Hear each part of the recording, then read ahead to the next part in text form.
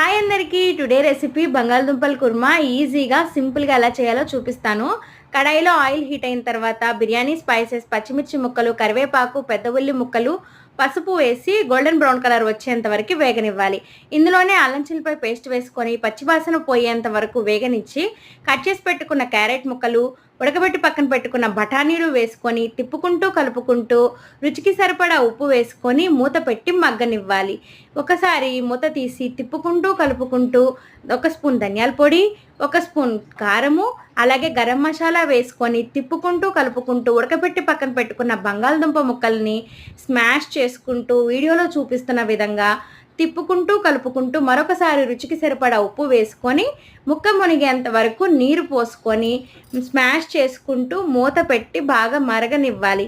ఇలా మరిగిన మిశ్రమం దగ్గర పడిన తర్వాత కాస్తంత కసూరి మేతి వేసుకొని కొంచెమంత కొత్తిమీర వేసుకొని దించుకుంటే ఎంతో రుచికరమైన బంగాళదుంపల కుర్మా రెడీ.